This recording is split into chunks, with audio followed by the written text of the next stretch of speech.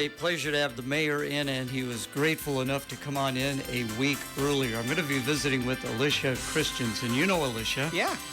Great hire, I think, out there at Northeast, new superintendent of schools. Of course, a rebel at heart is Alicia. Absolutely. No, she was awesome. I worked for her for a couple years when I was coaching out there, and she's a wonderful person. I think she's a wonderful manager, and they're very lucky to have her out there in Northeast. Looking forward to having her in next Thursday. But right now we've got you in here. People have noticed, I'm sure, that the YMCA, part of it's coming down. Yeah, so just giving an update, the old portion of the YMCA right on the corner there is going to remain. The rest of the building is coming down. The roof was terrible, had mold. It got to a point where it's too far gone, right? So just for an update, they separated the buildings. That took a little bit more than they thought because they obviously have to shore up the building that's going to remain so that, it's not open to the weather elements and all that stuff. And now you're going to see the rest of that come down. It is similar to like we had to do with a couple other places, with the asbestos and things like that. There's a procedure they have to follow. The dump truck has to have a wrap in it. They got to dump everything in there, and they got to close it up, and they're taking it out of state to somewhere in a landfill. So it takes a little bit of time. So there's going to be, I think by mid-June or end of June, the whole thing should be done and shored up. But it's just going to take a little bit. So. Now that is city-owned, right? Yes, we do own that. Yep. And now will it be like a green space, or what are we looking at? Well, We'd love to have someone develop that building that's going to remain there, whether that's adding on to it and putting something new there, or I don't know. I mean, me personally, if you drive downtown, it's a really good problem to have. You drive downtown, there's a lot of days where it's pretty full down there with cars. Maybe it's a parking area for now. Until a developer comes along to add a little bit more space down there. I don't know the exact disposition, but we're open to ideas too. So if citizens out there have some ideas that they're, that they think, or if you're trying to start a business or you own a business or whatever it is, we'd love to hear some feedback on what would work on that corner. Parking probably wouldn't be too bad because I know, with the pickleball and the tennis, they always seem to be pretty busy, and of course with music on the avenue, that would be a great parking area for that. Yeah, I mean, there's a parking lot a block over, by Clinton Park there, but still, it'd be a little bit closer to the downtown, and I think you don't want parking everywhere, obviously. You want businesses and buildings and things like that, but I don't think it would be a bad thing to have a little bit extra parking down there for a lot of those events, because they're starting to become, music on the avenue is really grown. Yeah. I remember the first year they did it, and you see it now. There's a lot of people down there. Now, I'm not real familiar with the building that will be standing yet. Mm-hmm. How many stories? Is there a basement? What are some of the potential things? There is a basement. There's a main level, and I can't remember if there's one or two levels above the main level. I would think at least two. There probably is two, yeah. God, it's been a long time since I've been in there. But I know there's a basement area. That's where the weight room used to be back in the YMCA days, is down in that basement area there. So, yeah, it's a big space. I don't know the exact square footage, but it's a prime location for something. What that's going to be, I don't know that yet. And like I said, if you got ideas, let us know. There you go. Manufacturing Drive, construction has gotten underway. How's it looking? Yeah, it's good. They started with the bridge. I guess I should preface it with this. If you go on the city website and you scroll down to the bottom, there's a link that will show you the construction process. It'll show you the detours and all that stuff so that you can stay up to date with, because there's different phases, as we're going through this. First phase, they're taking out that one bridge, which I guess, would you call it south or west of Nestle Purina there? That's the first bridge that's coming out. They're going to fully reconstruct that. It'll get widened a little bit, and then they'll move to the next bridge, which would be on the other side of Nestle. So those are the two main focuses to start. You can see they have some torn up right around the 13th Avenue South area there, or maybe it's 12th. I can't remember exactly. But right down there by Lundine's Auto Spa and those places, they're starting to work on some stuff there. Harts Mill, South Bluff, whatever you want to call it, that's going to get reconstructed. It will not filter out where it is currently. It's going to be on the other side of the rock to try to match it up with the road and make it a little bit safer as far as getting that intersection, or getting away from that intersection on College. Mm-hmm. So you're going to see some of those things started. Once the bridges are done, that's when you'll really start seeing more road torn up and replaced. So it's a big project, but I'm glad we're finally underway. I have a couple of accounts out that way, Clinton Floral and Ray's Time Out. And actually, if you come down 19th Street, you can get to those two locations pretty easily. Yeah, and I think important to reiterate is that there will always be access to all of those businesses. Yeah. There's always going to be a detour that will get you into all of those businesses through the whole point of construction, right? I think that's extremely important. I know one person reached out to me. They have a membership at Awesome Car Wash, and they were concerned, and it's like you will always be able to get there.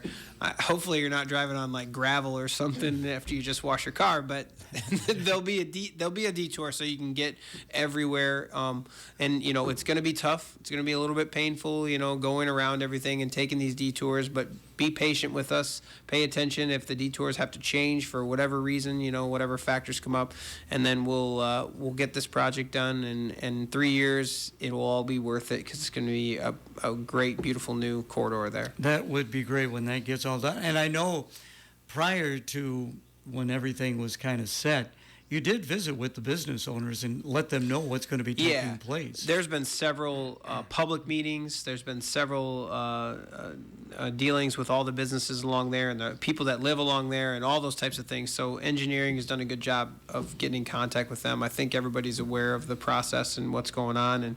And Jason's always open to answer questions if anybody out there has questions for that. So, I'm still amazed at the scope of this project because it's not just Manufacturing Drive and part of Bluff Boulevard. You're going all the way. Yeah. All the way. It'll be Highway 30 all the way to 4th Street there. Yeah. It's a big project, but it needs redone. I mean, Bluff, we've patched it and tried to limp it along for way too long. Yeah. It's time to really get that road done the right way.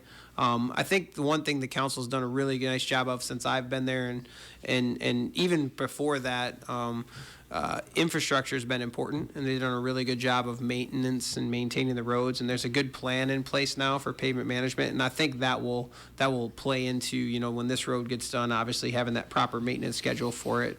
So hopefully it'll last for another 100 years or something. As you always say, there's construction season in Iowa, winter and construction season. Yep. And there's this is not the only project. I've seen some other road closures in town, some other work being done.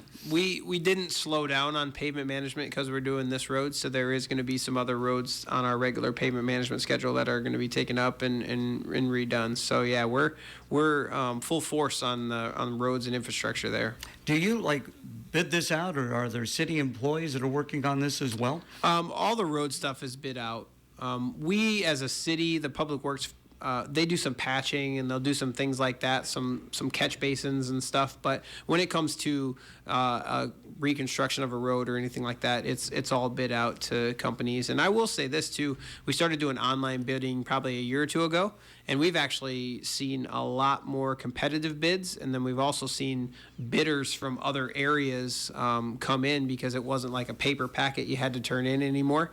It's an online form. So you see some Dubuque folks and some Iowa cities and different places that are bidding on some of our projects now.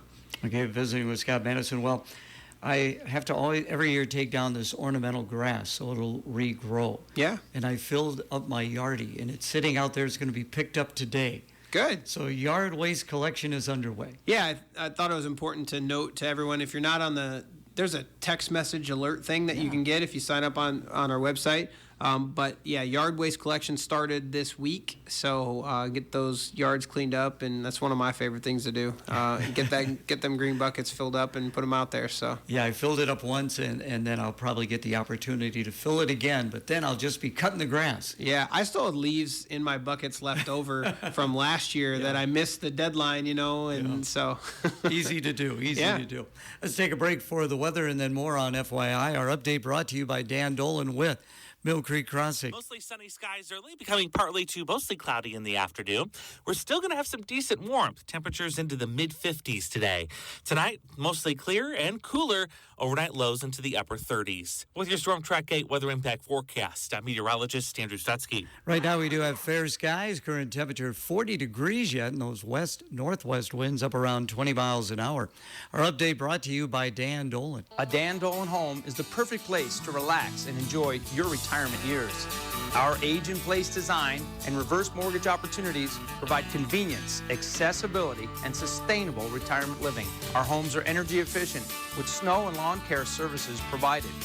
See for yourself what Dan Dolan Homes has to offer at our Meet the Builder open house on Wednesdays from 11 to 1. For quality, reliability, and value, Dan Dolan Homes is the place to go. Why do customers trust Kelly? Kelly Heating and Air Conditioning goes above and beyond with a maintenance service agreement. For one low annual cost, you can save 5% on repairs, have priority scheduling, and no overtime fees. Plus, it helps avoid costly future repairs. And if you need a new Bryant whole home comfort system, Kelly Heating and Air Conditioning has many different financing options to get you up and running, whatever it takes. Kelly Heating and Air Conditioning in Clinton, your Bryant factory authorized dealer. Again, FYI, on Thursday, Scott Maddasion in today. Click Fix. What's this? So we have a new ticket system on our website. We broke away from the company we were using before because the software was just not doing what we needed to. So now we have a new ticket system on there. So if you, like, let's say a pothole comes out in front of your house, right, through the middle of the night, you can take a picture of it, you can send it in to the Public Works Department, and then they can come. You'll get updates and reminders if it's completed and all that kind of stuff, so you can track it along the way. So, if maybe your green bucket doesn't get picked up today, right? You can use that ticket system for that. Okay. Whatever it is, if there's a nuisance around town or you have a question or concern, you can use that system. So this is a new one. I actually haven't gone in and filled out I always go in and fill out like some random tickets just for, to kind of learn how it goes in case anybody asks me. I haven't done that yet, but this just came live in the last few weeks here. So it's a good thing to have. So why did this come about, and how'd you find out about it? We had a lot of complaints with the old ticket system. I had some citizens come to me and it was probably a month ago, and I tried 15 times. I can't get this ticket to go in. I'm like, well, that's crazy. I'll go do it, right? I'll put it in for you. So I took all the information, and I go to put it in, and I couldn't get it to put in either. And that's when that was like the straw that broke the camel's back there, right? And the city staff had already been trying to find new places because they knew there was issues going on. But we found this new one. It seems to be working so far. There might be some bugs along the way to start, but we'll get through it. And it's just a good thing to have. I believe there is an app for it too. I can't remember exactly if this one had the app, but it's a good thing because 1,000 calls down to City Hall every day. Transcribing all that stuff is difficult. So this is a great way. It also gives that tracking mechanism for the citizens so they can see that it was viewed and the things were completed. So you do get a lot of that? Well, I mean, Public Works gets a lot, whether it's a garbage can that doesn't get picked up or potholes and things like that. There are a lot of nuisance stuff too. Maybe someone had an event and there's trash all over on the riverfront. I'm just using that as an example. Stuff like that. So I think it's good to have that tracking mechanism too. So I'm sure people saw the article in the Clinton Herald about the HR position. I know you can't talk too much about it. Yeah. But fill us in on what's going on. Yeah. So we did hire a new HR director last June. It was a position that we hadn't had since about 2012. And myself and the council and the staff, through discussions, we felt like it was important to have an HR director. I think there's 205, give or take a few, employees in the city. So that's quite a bit, right? And we felt like as we're growing and things like that, it's important to have someone that would handle those functions. We went through that hiring process. We did hire someone. We get to this point now. It just wasn't working out, right? There is a signed resignation letter from our previous director and a release agreement that was signed. In that release agreement, I think it's paragraph 2, it talks about we're not going to discuss it publicly as far as kind of the in and outs of what happened in the scenario. So the city side, we're going to honor that. It was on the council meeting the last week, and the reason for that was there was a severance agreement in there. And that severance agreement is a contract, and all contracts have to be approved by the city council, right? That's why it was on there. The resignation did not need to be approved by council. Our city administrator, Matt Brook, was able to accept that resignation when he received it.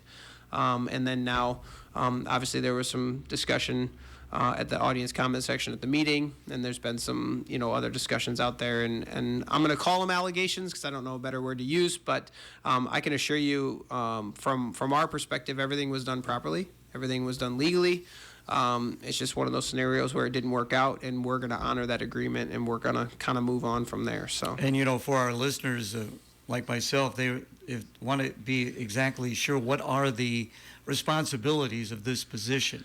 Yeah, so it's just similar to any company that you're at with HR. They handled the payroll, they would handle employee benefits, they would handbook and policy stuff, hiring, so onboarding individuals as they come into the city, and there's a lot of other functions that I'm not thinking of right now, but just kind of that standard support person for all of those things that we need done, and make sure that we're staying in line with federal laws and all that kind of stuff as far as our hiring practices and so forth. So this is a position that is going to be filled again? Yeah, it's up right now. We're taking applications right now. So I don't know the exact date when it ends. So yeah, if you're interested, it's on the city website. You can, or if you just do a Google search, it'll pop up right there, and you can go straight to the posting for it. So yeah, we are looking to hire that position again. So okay, again, visiting with Scott Maddasion, going to wrap things up with tailgate, and Tall Boys is getting closer. Yeah, if Josh Yeagers was here, he could tell me the exact number of days. He would too. Yes. I think he texts me, all the time, and he'll tell me how many days. And we always catch up with him the fourth Thursday of the month. So yeah. Yeah, I just want to remind everybody out there that we're probably 66 days out, 65, something like that. He's probably listening, and he's gonna be like, "How do you not know?" But yeah, so we're getting close. So if you haven't got your tickets yet, make sure you get out there and get them, because obviously the lowest price you're gonna get tickets is right now. Always. So make sure that you're throwing in there and getting that stuff done, because it's gonna be a fun time. I mean, we had a great lineup. We've had 2 really wonderful years. We've been lucky. Year 1 weather was beautiful. Year 2 we had a day where it was a little sketchy, but we still got everything in. So hopefully the weather's gonna be great this year, and we're gonna have a good time kicking off the summer with everybody down there on Riverfront. I'm just always amazed by the transformation of the Riverfront when these people come in. I mean, They know what they're doing. And everything is top notch. Yeah, it's pretty wild. If you would, I'm sure Josh would attest to this. I'm not speaking for him, but year 1, as we're getting ready for this, both of us were just so nervous. We're like, oh my God, we didn't know what was going to happen, And then we get to like the first day of setup, and Josh and I are like, there's like no way this is we're not going to get this thing pulled off. And then it comes together really quick, and it's like a little city down there, and everybody knows what they're supposed to do, and they do it, and they get after it. So, yeah, it's a really cool transformation, and it's fun to stand up on the levee and look at it, right? Because right now it's just grass and a road. There is so much preparation that does go into it, not only with the people who are in charge of the concert, but again, you and Josh, the city, the volunteers, the police department, all of this that goes into it. I will say that year 3, it gets a little easier on some things because you know what to expect. You kind of know what you need to do. But this really is a year-round job. It doesn't ever stop.